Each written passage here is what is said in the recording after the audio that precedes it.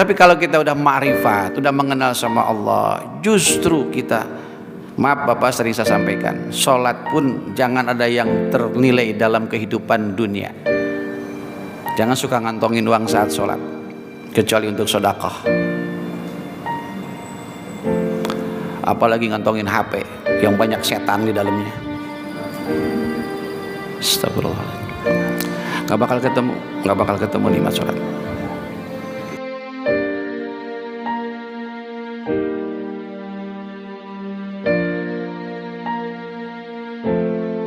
Assalamualaikum warahmatullahi wabarakatuh.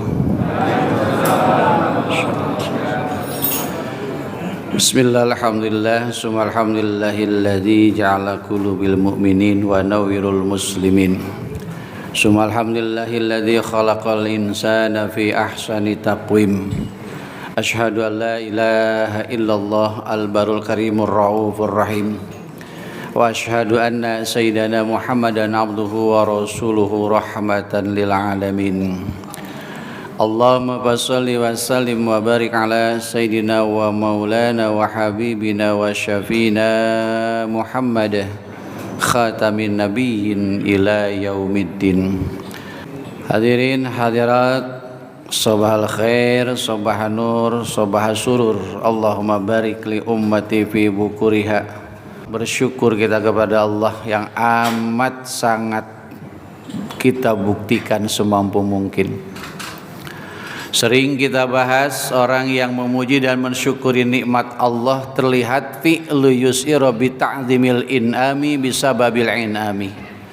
Dia sadar segala kenikmatan hidupnya adalah karunia Allah dan dijalankan, dimudahkan oleh Allah untuk melakukan apa yang diperintahkan oleh Allah dan Rasulnya, maka orang tersebut sudah dan sedang memuji serta mensyukuri nikmat Allah. Pagi berangkat jam segini, emang gampang bangun jam segini? Masya Allah, jangankan bangun jam 2, siapa yang ngebangunin kita kalau bukan Allah? Siapa yang memberangkatkan kita kalau bukan Allah? Siapa yang bisa memberikan kesempatan duduk di tempat yang mulia ini selain daripada Allah? Berapa banyak keluarga kita, saudara kita, tetangga kita, jangankan yang jauh, yang dekat sekalipun, Masya Allah, jika Allah tidak perkenankan, apakah kita mampu untuk bangun? Masya Allah, nggak bakalan bisa. Di semuanya kudrat iradatnya Allah. Maka kita cukup dan harus bangga, bahkan sombong dalam arti syukur kepada Allah. Allah memperkenankan kita mudah bangun di pagi hari. Kalau yang bangun di pagi hari lebih awal dari kita, lebih banyak. Ambil karung, bawa gerobak. Ambil karung, pergi ke pasar. Banyak. Semua itu urusannya dunia dan dunia. Maka kesempatan ini Al-Fakir menukil dari ungkapan Sayyidin Abu Bakar As-Siddiq radhiyallahu anhu dari Rasulullah sallallahu alaihi wasallam, bersumber kepada kitab Daqaiqul Akhbar, bahwa dijelaskan di dalamnya manusia mengalami khamsatu dulman, 5 kegelapan. Kita bahas bareng nih, termasukkah di dalamnya? Insyaallah jangan sampai. Yang pertama, beliau menyampaikan zulmud dunia. Dunia ini gelap, sekalipun terang benderangnya matahari di siang hari, malam hari dengan berbagai macam lampu, bahkan merkuri yang mahalnya luar biasa, itu cahaya lampu. Tapi dikatakan di hadapan Allah, menurut beliau, zulmud dunya, gelap dunia itu. Siapa yang dikatakan gelap dalam dunia?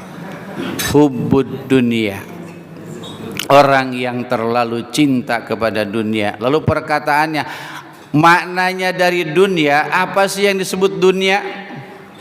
Pertama, keluarga, dunia itu. Yang kedua, tahta. Yang ketiga, harta benda. Ini dunia. Maka Ibnu Aslan menjelaskan dalam Fiqh Zubad bahwa kenikmatan yang menghalangi ibadah itu ada 4. Ini judulnya beda, nanti lagi aja ya. Karena judul sekarang akan membahas tentang zulmud dunia. Manusia yang cirinya gelap di dalam dunia, tidak sedikit dia dengan dalih kasab, ikhtiar dan usaha, sholat diabaikan, majelis taklim tidak didatangi, Quran jarang dibaca, istighfar sholawat jarang dikumandangkan dalam lisannya, silaturahim bahkan tidak dilakukan lagi. Yang ditaktakan dalam kehidupannya usaha, nyari. Padahal bagi orang yang beriman nggak mesti capek, rezeki udah disiapin sama Allah. Riwayatnya satu, ketika Imam radhiyallahu anhu, Imam Syafi'i berguru kepada Imam Malik, berdebat tentang dunia, artinya tentang ma'isyah, tentang kehidupan, tentang rizki. Imam Syafi'i berpendapat, wahai tuan guru, kalau rizki itu yang namanya rizki gak bakalan datang kalau tidak diusahakan. Contohnya seekor burung, kalau tidak keluar dari sarang mana bisa makan dia. Imam Malik tersenyum, jangankan keluar rezeki, kalau memang hak kita mah kita diem aja, kita pasti datang. Kita pada datang rezeki kita tuh kan, nggak kemana-mana apa-apa, diem pada datang diri itu, masya Allah. Karena memang udah haknya kita, padahal kita nggak mesen. Singkat cerita, perdebatan itu tidak selesai.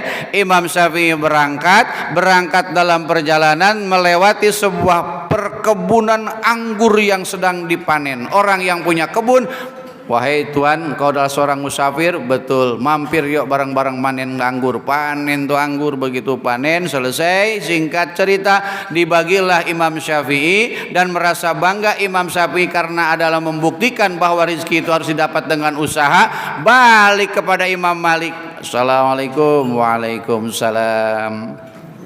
Wahai tuan guru, ini karena usaha saya dapat anggur, tuan mah nggak dapat apa-apa.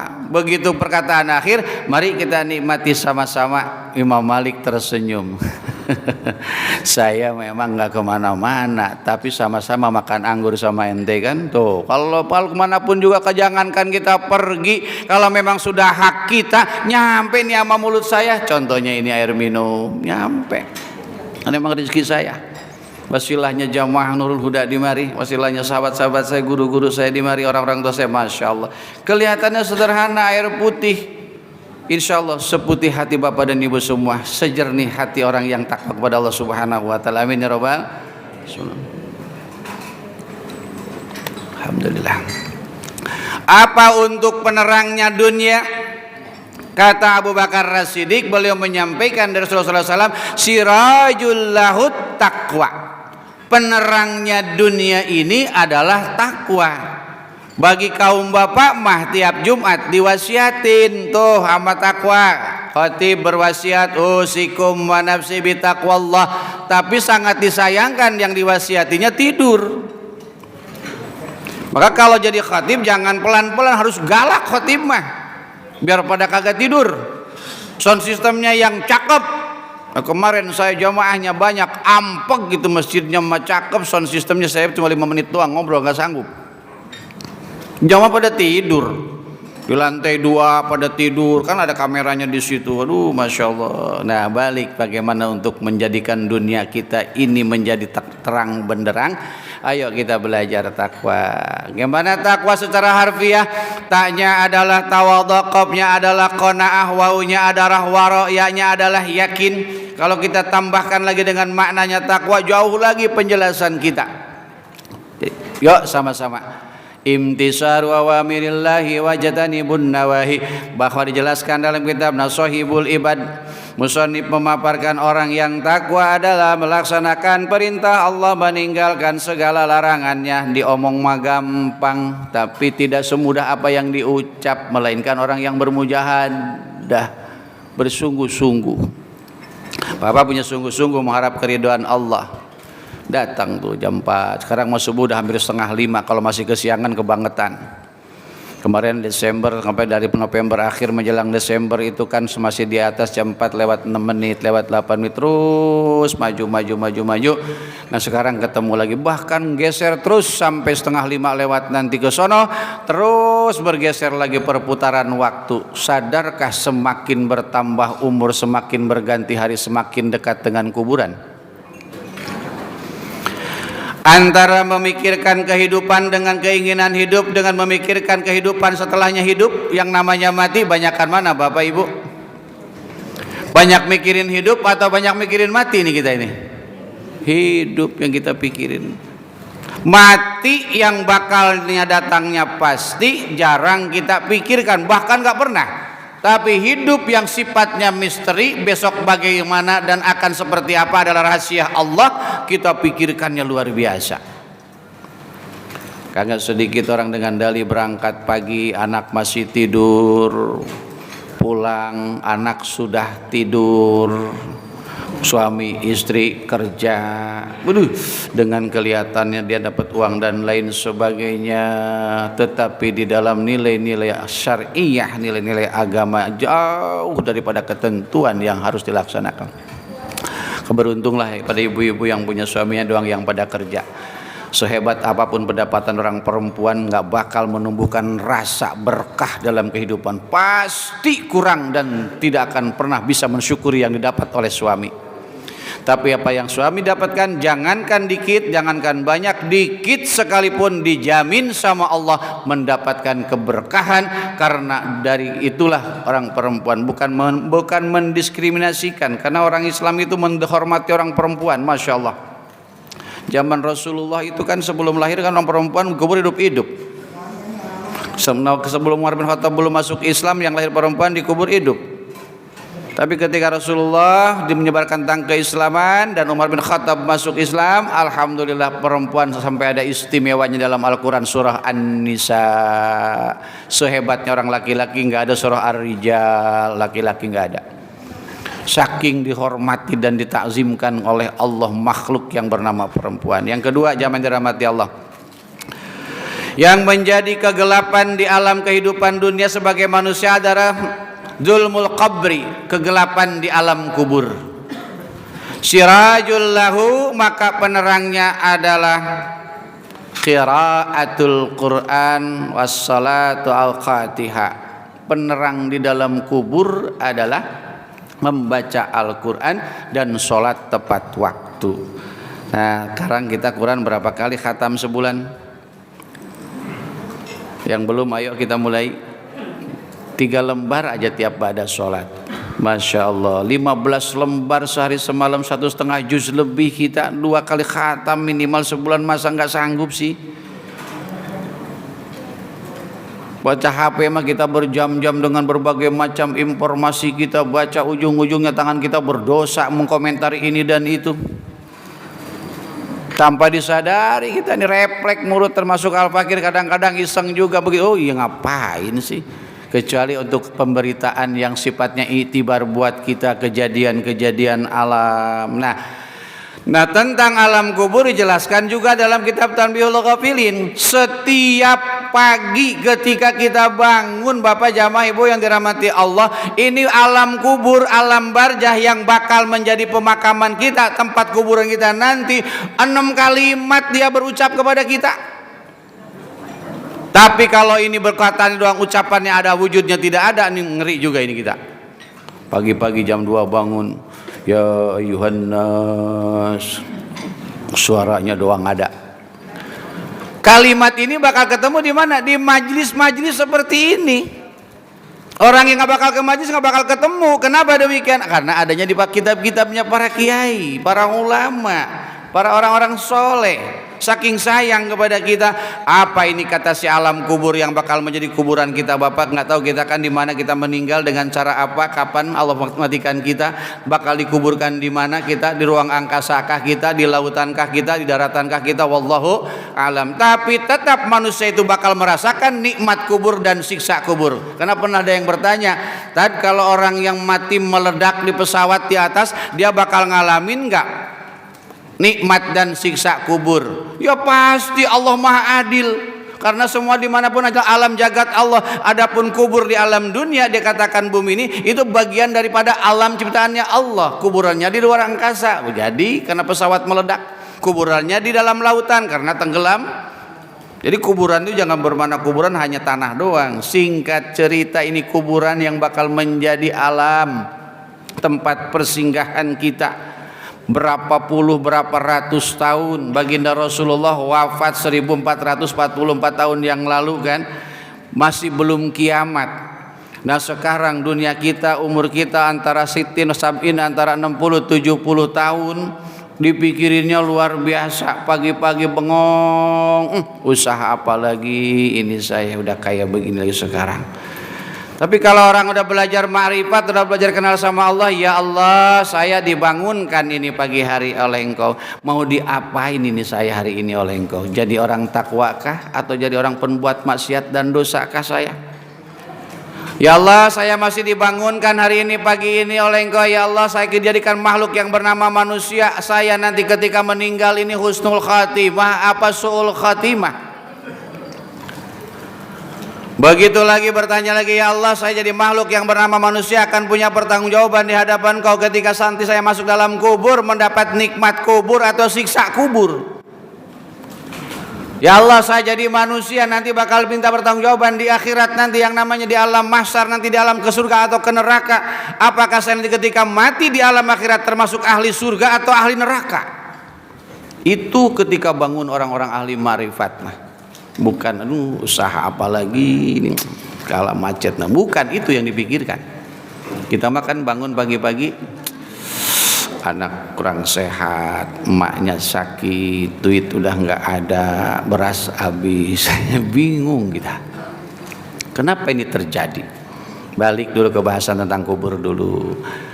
Kata si alam barzah, alam kubur yang menjadi bakal pemakaman kita, ya ayuhan nas ana baitud dhaifah, wahai sekalian manusia aku adalah rumah yang amat sangat lemah, gampang ambruk, gampang rusak, bahkan gampang membuat kamu jenuh di dalamnya. Kenapa ini rumah jadi lemah? Apa kata si alam kubur? Jiyadatul amalus salih, supaya rumah kamu yang 2x1 itu pun bahkan wakafnya orang lain. Yang paling hebat nih orang kita tuh aneh, rumah banyak di mana-mana, indah-indah dan megah-megah, giliran mati mah di makam pewakapan umum. Beli kalau punya duit mau untuk wakaf keluarga, supaya itu wakaf umum bakal orang-orang yang memang kurang mampu. Ini mah rumahnya di mana-mana, duitnya miliaran, tanah di mana-mana, giliran makam punya orang. Udah gitu lagi sombong banget, dipakein posren dan lain sebagainya, nggak ngelihat di Makkah, di Madinah. Coba lihat kita pemakaman para wali, para sahabat, para rasul, masya Allah, cuma batu doang. Ini mah tanah orang digaya-gayain.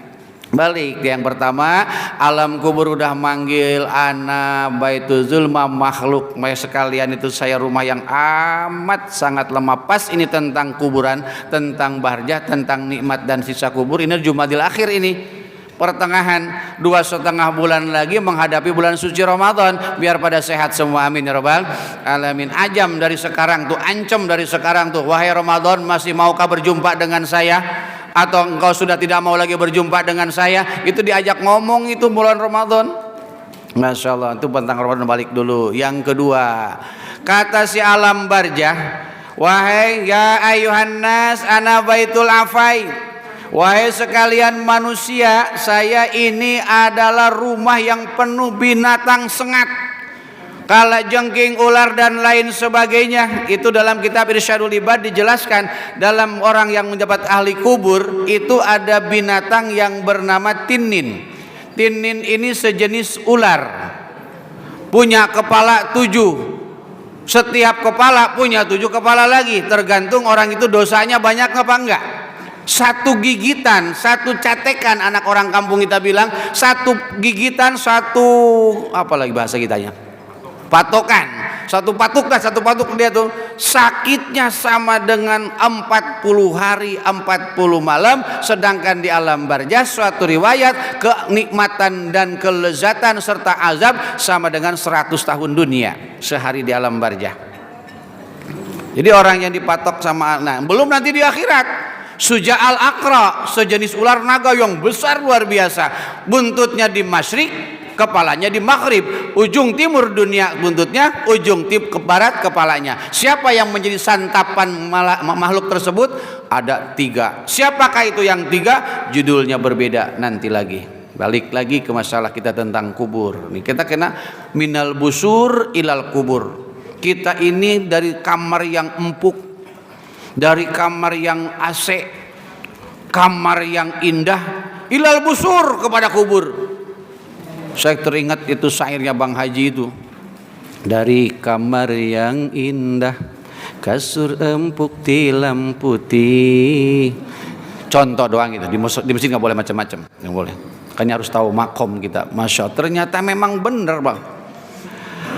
Omongan Bang Haji mah walaupun sekedar nyanyian karena sumbernya daripada Al-Quran, daripada hadis, maka semua orang yang senang baca Quran, senang mempelajari hadis dikasih cerdas oleh Allah, otaknya dikasih yakin hatinya, maka apapun yang terjadi kehidupannya, fa'tabiru liulil absar, maka ambillah pelajaran setiap apa yang kamu kasih. Yang Allah yang memberikan penglihatan kepada kita, fa'tabiru liulil absar, maka ambillah pelajaran setiap apa yang kamu lihat. Kita makan lain.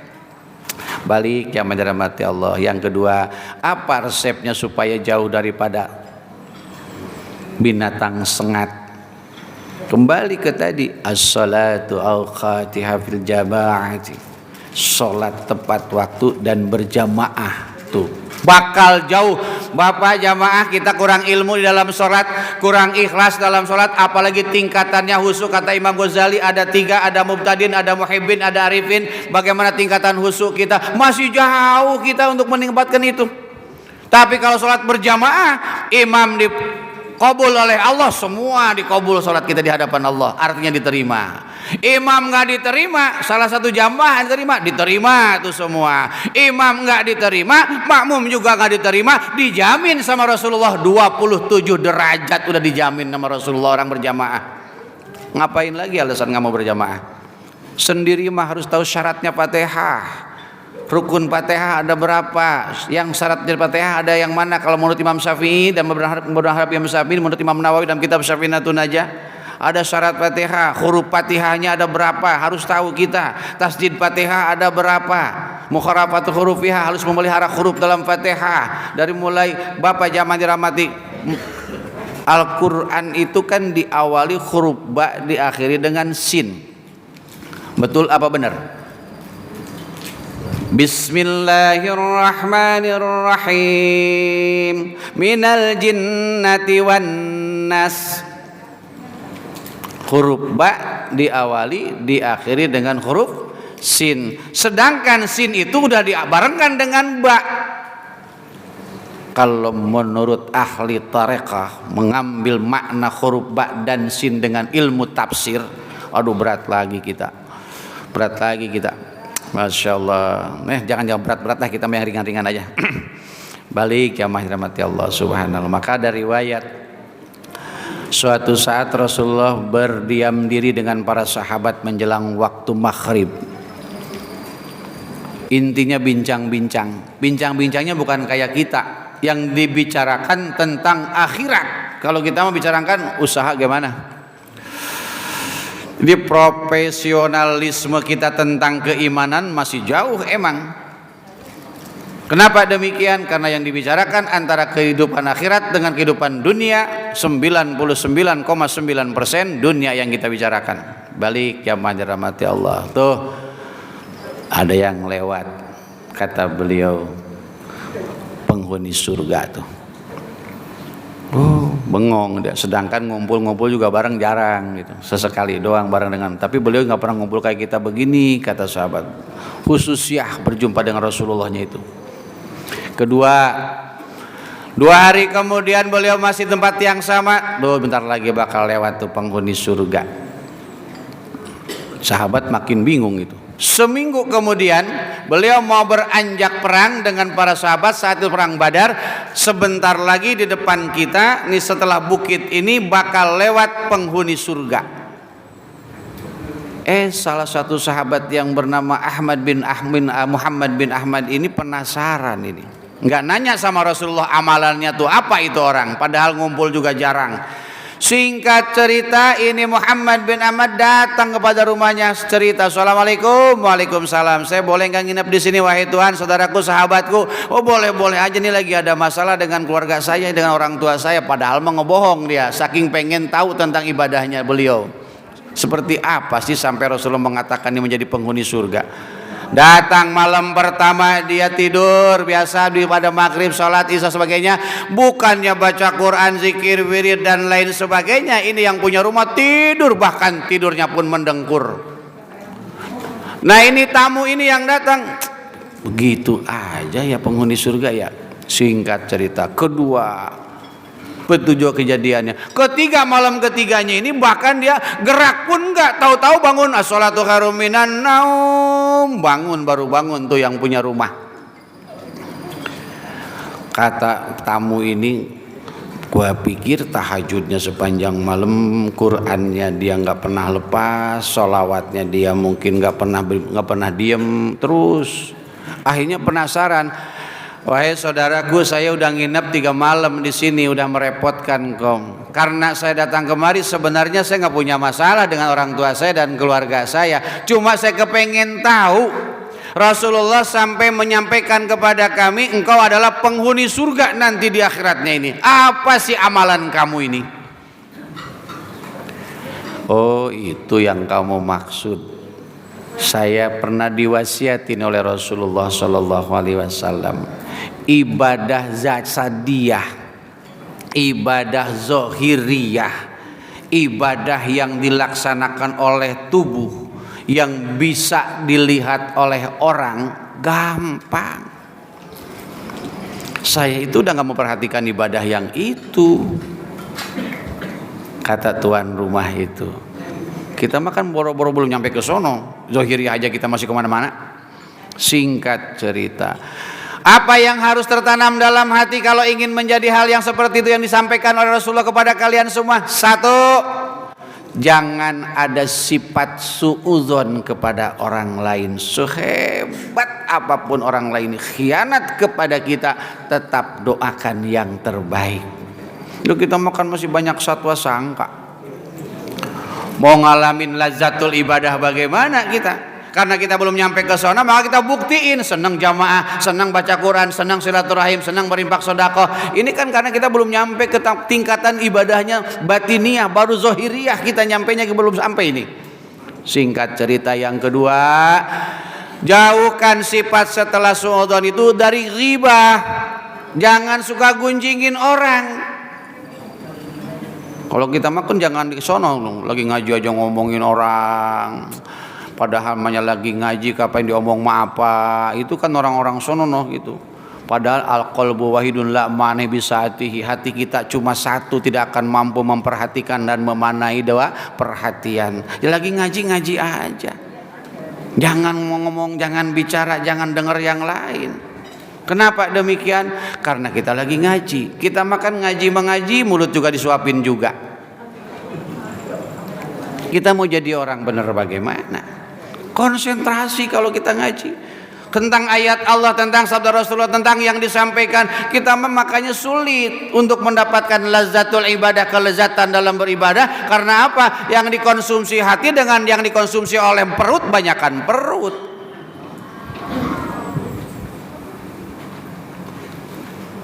Karena kita belum hakul yakin bahwa yang menghilangkan lapar itu adalah Allah, maka kita harus makan.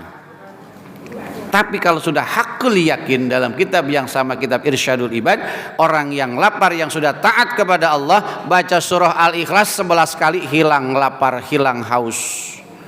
Kita mah jangankan Al-Ikhlas, Quran sampai khatam kita baca, lapar mah tetap lapar. Karena belum yakin yang menghilangkan lapar itu adalah Allah. Belum yakin yang menghilangkan haus adalah Allah. Tapi air yang menghilangkan haus ini sifatnya, hakikatnya Allah yang menghilangkan haus. Bismillah. Alhamdulillah, disiapin sayang sedekah orang, harus dinikmatin. Alhamdulillah.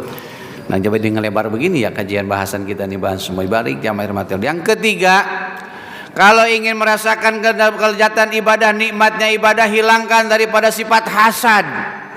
Kata beliau, iri, dengki. Makanya orang muslim itu tidak akan pernah berhenti dari cacian dan dari pujian. La yahlul mu'minin Orang mukmin itu tidak akan pernah berhenti. Dari mana? Min siddiqin wahidin, yang membenarkan dan yang memuji. Dan selanjutnya kalimatnya saya lupa ini. Intinya orang mukmin yang sejati tidak akan pernah lepas dari cacian dan pujian. Orang mukmin itu. Jadi kalau kita hari ini nggak ada yang mencaci, nggak ada yang memaki, nggak ada yang menghasad kepada kita, tanda tanya iman kita ini. Berarti khosirun, tetap iman kita nggak ada tanya naiknya, rugi kita ini. Kita mah diujinya banyakannya dengan apa? Dengan kurang duit, sakit, tuh merasa diuji tuh. Lagi sehat begini, Bapak ngerasa diuji nggak Pak, Bu? Asik aja lagi begini, padahal semua sehat ujian, sakit ujian, senang ujian, susah juga ujian. Balik supaya tidak terlalu melebar ke bahasan tentang kita yang zulmud. Nah, yang ketiga, ini sifat hasad ini disadari atau tidak dalam kehidupan kita, suka iseng sama orang kita.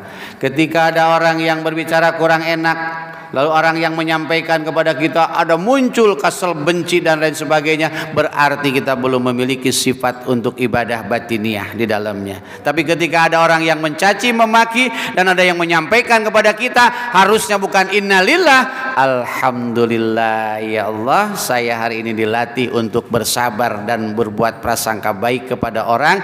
Cukup dia mencaci, memaki, bahkan memfitnah saya kepada saya, mencaci, memaki terhadap saya, dan jangan terjadi kepada yang lain. Mereka saudara saya ya Allah, sama-sama muslim, tambahkan hidayah dan kumpulkan kami dalam rahmat-Mu selalu, bukan malah dilawan. Nah, jadi nggak bakal ketemu yang namanya nikmat ibadah kalau masih berbalas dengan perbuatan. La haula wala quwwata lain dengan keyakinan. Kalau keyakinan harus dilawan kita kalau macam-macam sama akidah. Balik zaman dirahmati Allah Subhanahu wa taala balik. Nah, saya enggak sampaikan yang ketiga dulu. Nah, yang ketiga. Ini alam yang menjadi pekuburan kita ngomong. Setelahnya jadi binatang sengat di dalamnya. Terus yang keduanya itu adalah rumah yang pertama rumah yang sangat lemah, dan yang ketiganya ini ngomong, ini kuburan kita nih. Kalau terdengar setiap pagi, insya Allah manusia di masjid musola nggak bakalan kosong. Pasti penuh, berburu dia bangun. Kenapa? Takut matinya dalam kode perbuatan yang kurang bagus. Singkat cerita, ya ayyuhan nas ana baitul munkar wa nakir. Wahai sekalian manusia, aku adalah rumah tempatnya munkar dan nakir. Supaya aman itu munkar wa nakir, fa aksiru biqauli la ilaha illallah. Perbanyak kalian mengucap kalimat la ilaha illallah bimaknaihi, dengan maknanya, bukan dengan ucapannya. La ma'buda, tidak ada yang saya sembah, bihaqqin, dengan sebenar-benarnya menyembah, fil wujudi, dalam setiap keadaan. Siapakah? Illallah, melainkan Engkau ya Allah. Kita mah boro-boro menyembah Allah dengan sungguh-sungguh. Allahu Akbar. Ingat sama tunggakan dikit lagi jatuh tempo. Besok utang belum kebayar, duit belum ada. Nah, karena kita masih cinta sama dunia. Maka orang yang sudah jauh daripada dunia, dalam arti orang yang sudah mengenal ma'rifat kepada Allah, bakal terhindar dari tiga sifat. Apa itu yang tiga? Cirinya berbeda dan judulnya berbeda. Insyaallah pertemuan yang akan datang. Balik lagi jamaah yang dirahmati Allah Subhanahu wa taala, tentang kubur nih, tentang kubur. Pas ini Jumadil akhir ini ada riwayat tentang kubur. Nah, di dalam kubur ini Bapak Ibu dirahmati Allah, pukulan malaikat munkar dan nakir sawa'um min salasati mi'ati darbatu saifun. Satu kali pukulan malaikat munkar nakir sama dengan 300 kali cincangan pedang yang amat sangat tajam, rasa sakitnya itu. Kita boro-boro pedang, pisau dapur aja kita. Ini pedang yang tajam. Satu kali pukulan malaikat munkar nakir adalah menghilangkan rasa sakitnya dengan cara apa? La ilaha illallah. Makanya ada orang yang ahli zikir sampai pingin merasakan nikmatnya kan dengan la ilaha illallah. Nah, dulu pernah saya sampaikan, Mari kita bahas. Jadi kalimat la di bawah pusat kita, tarik ke dada bagian kanan di bawah susu kita, di bawah tete kita, di bawah dada kita, balik masuk keluar di kiri di bawah kita. Bakal beda nikmatnya juga. La ilaha illallah. La ilaha. Jadi nggak bisa buru-buru kita. Yang terbayang itu bagaimana langit dibentangkan, gunung yang menjulang, air laut yang bergelombang, bagaimana dengan keagungan Allah. Sudahkah kita menjadikan wasilah dan menjadi lantaran semua itu menjadi tambah dekat kepada Allah? Atau kita hanya sekedar menikmati rekreasi ke pantai, rekreasi ke taman-taman, rekreasi ke pegunungan, dengan apa semua itu dinikmati. Tidak sedikit orang yang mendaki gunung mah kuat luar biasa, tapi masjid musola sebelah rumah nggak nyampe. Ya Allah, balik jamaah dirahmati Allah Subhanahu wa taala. Jadi saya sampaikan 3 dulu yang tadi, bagaimana tentang alam kubur ini nyampe kepada kita.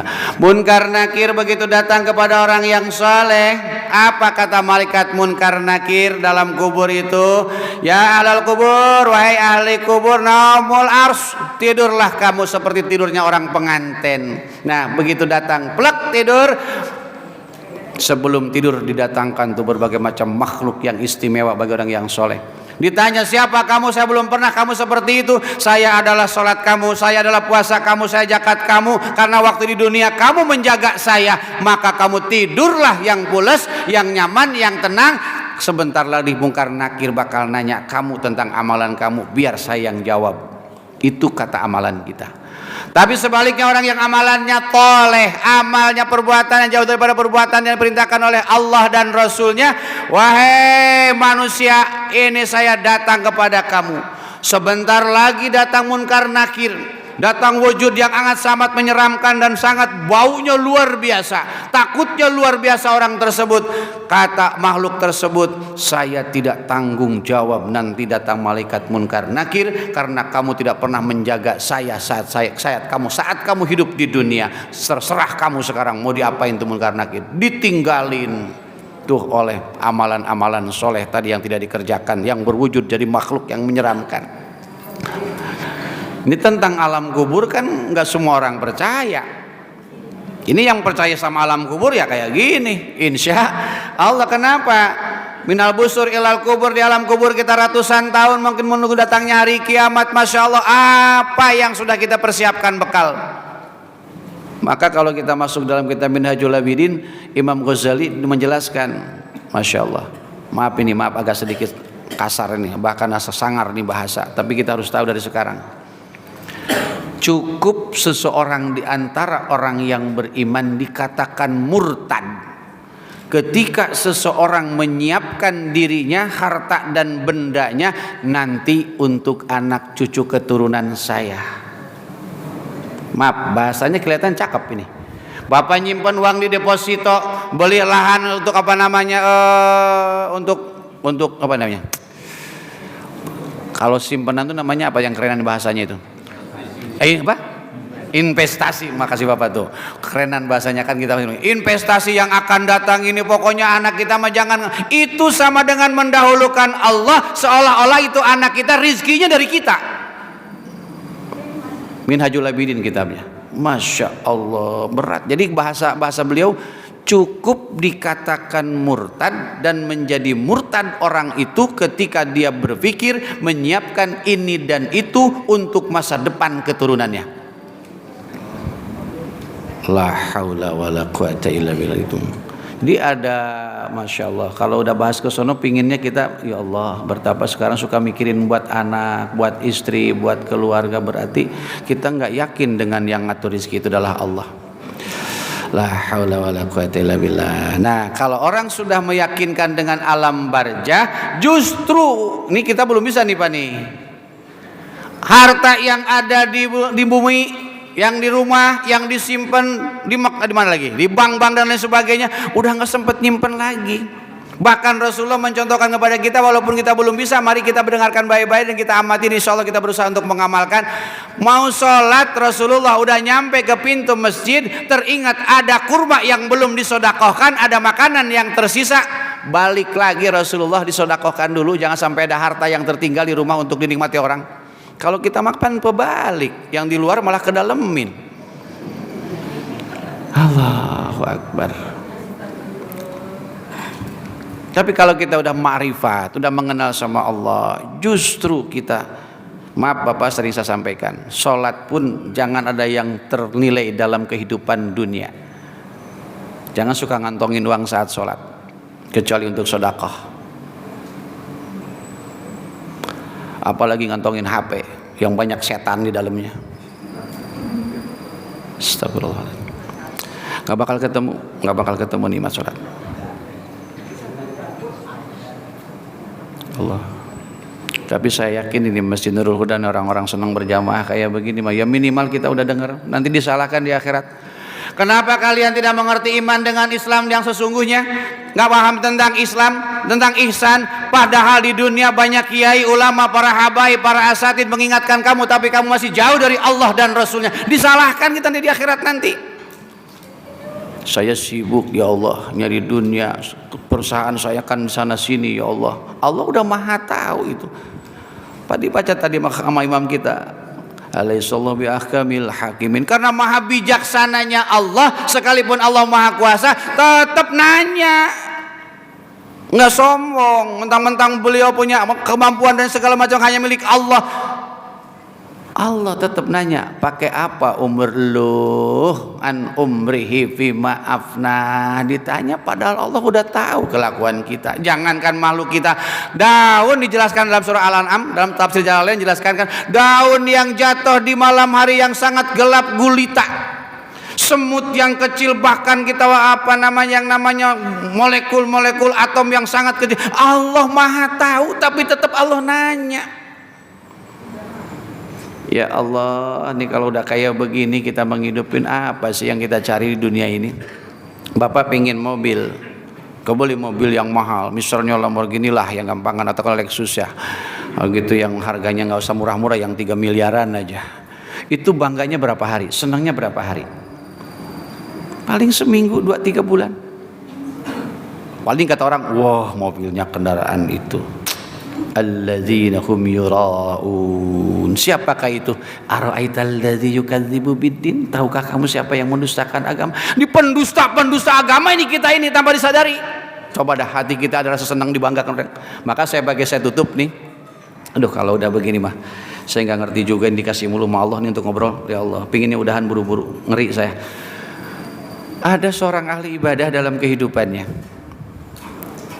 nggak pernah yang namanya mereka dosa mata, dosa telinga dan lain sebagainya, apalagi lisan, zikir dan zikir. Malam harinya dia qiyamul lail, siang harinya khatam Quran hampir setiap hari, saking istimewanya itu ilmunya. Suatu saat datang di keheningan malam, jam 2 persis kalau bangun beliau ngambil air wudhu kan, terjadi ini dalam Rasul riwayat di Baghdad ini. Keluar rumah jauh, antara 15 sampai 17 meter jalan timba. Pas di sumuran, pinggiran sumur itu, di tepian sumur kan biasa ada tembokan itu, tumpukan batu itu, batu. Orang tampan luar biasa. Nggak ditanya beliau, karena malam pertama itu biasa sama-sama ngawe rudu kali. Tapi seaneh, sebelahnya itu ada buku yang numpuk, tebelnya luar biasa. Selesai. Malam kedua ketemu lagi. Malam ketiga penasaran, pagi yang ketiga, wahai Tuhan, saya yakin Tuhan ini bukan manusia pada umumnya. Oh sama, saya makhluk Allah seperti kamu. Tapi kan jam segini apa itu bawa itu, yang apa yang dibawa itu nggak pantas bawaan repot-repot, kan yang paling ngambil air wudhu ke sini mah tuh. Itu buku catatan umat manusia dari zaman Nabi Adam sampai nanti di akhir kiamat, bukunya ini. Saking sayang itu malaikat kepada, oh berarti ini malaikat kan. Di malam ketiga ini dia bertanya, wahai Tuhan, bolehkah saya melihat di situ buku tersebut? Adakah nama saya? Oh silahkan cari. Begitu dicari, dia nggak sempat sholat karena penasaran, karena dia merasa dekat sama Allah, merasa ahli ibadah, nggak pernah berbuat dosa. Dibuka kitab buku tersebut. Begitu dibuka sampai 3 kali, nggak ketemu yang namanya dia. Wahai Tuhan, kok nama saya nggak ada? Oh, kamu nggak dicatat punya amal soleh. Kenapa? Ketika orang berbicara tentang kamu, lalu kamu mendengarkan, oh si Fulan bin Fulan ahli ibadah, terus kamu ada rasa senang dengan ucapan itu, maka itulah yang menghilangkan amalan kamu. La haula wala quwata illa billah. Nggak diucap sama dia, cuma rasa senang ketika ada pujian dari orang. Apalagi dengan kita, mana amalan yang perlu dibanggakan. Allahu Akbar. La haula wala quwwata illa billah. Saya bersyukur sama Allah nih ngasih kesempatan silaturahim Nurul Huda ini. Semangatnya beda di sini mas, saya heran.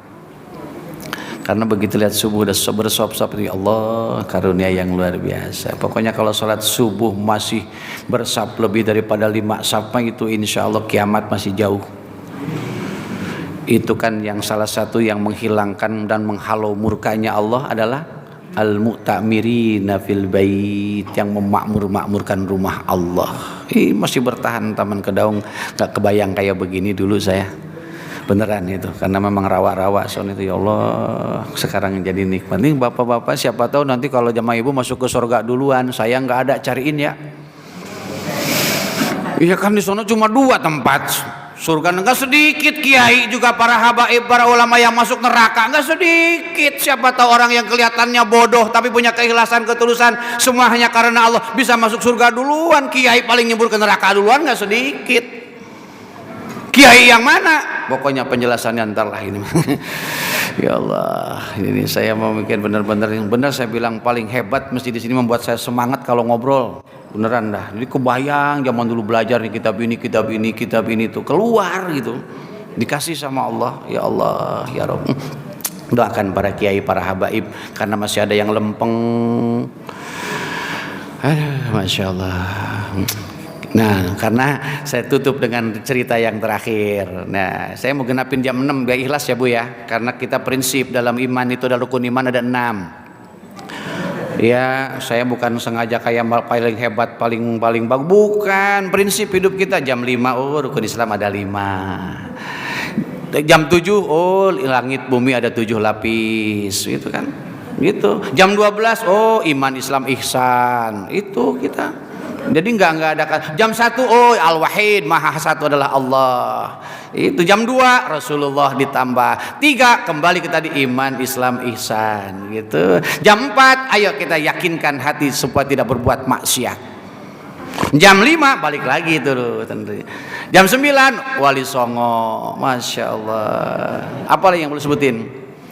Jam 10 keseimbangan, Rabbana atina fid dunya hasanatan wa fil akhirati hasanatan wa qina adzabannar, bainas sama wal ardh, 50-50 langit bumi satu. 11 ingat Ibu Bapak, tim sepak bola. Iya, saya makanya berhenti itu karena 11 itu diambang. 12 tadi udah iman Islam ihsan. Ibu bantuin saya, makasih, mantap dah ngingetin ini. Kayak gini ngaji enak gitu, jangan kayak saya paling hebat aja ngomong padahal maka gak ada apa-apa. Siapa tahu saya bilang tadi Bapak Ibu ke surga, terus Syarif nggak ada di surga, cariin, sian dia di neraka. Wih, serem. Kan gak mesti banyak ilmu mabuk Pak. Yang tadi aja yang ahli ibadah karena rasa bangga disebut orang ahli ibadah, itu padahal nggak ngomong. Enggak, siapa tahu kalau bukan gua ini. Kita apalagi kalau udah berkata kayak begitu, hancur tuh amalan kita. Dia cuma rasa senang doang disebut dia ahli ibadah, hatinya nunduk, padahal mah itu mukanya pun nunduk, kepala pun nunduk, cuma berucap alhamdulillah. Tapi ada rasa senangnya itu disebut ahli ibadah, hilang catatan amal soleh kita. Ya Allah, ya Allah. Apalagi kalau kayak tadi, kalau bukan gua nih nggak beres nih masjid. Ya Allah, arsitek sehebat apapun kalau nggak ada tukang, apa selesai? Ya nggak bakalan kita. Tukangnya hebat, arsiteknya nggak ada, bahannya materialnya luar biasa, istimewa, nggak ada yang nyatuin, apa bisa berdiri? Siapa yang nyatuin bangunan? Air. Nggak pernah disebut itu air dalam pembiayaan. Tapi dia yang menyatukan. Kita pingin jadi air, walaupun gak disebut, tapi membuat kokoh suatu bangunan. Iman dan Islam insya Allah. Bapak Ibu yang dirahmati Allah, insya Allah para pembicara itu gak mungkin begini. Apa yang harus saya omongkan? Tentunya yang insya Allah yang sudah biasa dilakukan. Saya berusaha semaksimal mungkin yang sudah saya lakukan saya sampaikan. Tapi kalau yang belum, saya baru sekedar pemahaman, insya Allah saya tahan itu. Kenapa? Khawatir orang lain diterangin, pantat digelapin kayak petromak. Orang lain masuk terang, pantatnya digelapin. Lu sholat lu kayak jawara zaman dulu nih. Lu kagak sholat tuh gua banting-bantingin lu. Dia sendiri gak pernah sholat. Iya, makanya jawara-jawara Banten zaman dulu tuh yang paling terkenal kan Pandeglang, Serang, Jawara Banten itu yang memang orang susah dibacok, susah ditembak itu kan. Tapi kalau sama ibadah, walaupun dia nggak pernah sholat, lu jangan nongkrong kayak gua, sholat. Itu. Makanya jangan heran nanti kalau ada jawara masuk surga. Ada ceritanya juga, panjang lagi cerita. Baik, bismillahirrahmanirrahim. Subhanahu wa ta'ala, saya nggak mau kesan memiliki hidup lebih baik daripada bapak dan ibu, tapi ini sebagai rasa kasih sayang saya kepada diri saya dan kita semua. Anggap ini saya keluarga yang jarang ketemu lagi bercerita. Cerita tentang apa? Kita walal akhiratu khairul laka minal ula. Mari kita kedepankan kehidupan akhirat. Sebab orang yang mengedepankan kehidupan akhirat pasti dunianya bakal didapat. Kalau orang yang mengedepankan kehidupan dunia, akhirat nggak bakal kepikiran, nggak bakal mendapat apa-apa. Sedangkan di dunia cuma sementara. Yang pernah saya sampaikan dulu, bapak menyiapkan di rumah dengan cakep kendaraannya mantap. Begitu kita meninggal, bapak, istri kita kawin lagi. Udah gitu tuh kawinnya sama teman kita lagi. Mobil yang baru kita beli ditaikin bareng-bareng sama dia. Rumah yang bagus kita bikin, dinikmatin sama dia. Spring bed yang mahal, bahkan itu dipannya Jepara yang puluhan juta dipakai sama dia. Masya Allah, dikubur ngeliatin kita. Atau sebaliknya, yang meninggal ibu duluan. Tapi kalau kita dalam majelis sisanya dibolehkan. Orang laki-laki itu kalau perempuan udah meninggal minimal 40 hari harus punya calon. Kenapa demikian? Khawatir jadi fitnah. Orang laki mah kan susah nahan nafsu, orang laki-laki mah. Makanya mendingan punya calon dari sekarang.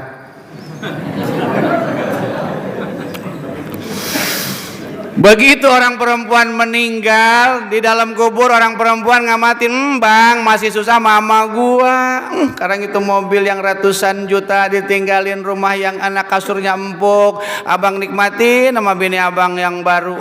Gua Masya Allah. Itu ngeliatin dari kubur bapak dan ibu. Karena ada kaitan amal soleh yang bersamaan.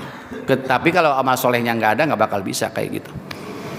Jadi kalau ada kesamaan amal soleh bisa ngumpul lagi nanti kita di akhirat. Kalau kita nggak punya amal kalkan, wa antum furoda, kita berhadapan dengan Allah masing-masing, kita di hadapan Allah. Tapi kita ketika amal soleh dipadukan bakal ketemu lagi. Karena saya izin sampai jam 6, pas jam 6. Alhamdulillah. Subhanakallahumma bihamdika asyhadu an la ilaha illa anta astaghfiruka wa atubu ilaik. Wallahu a'lam bissawab.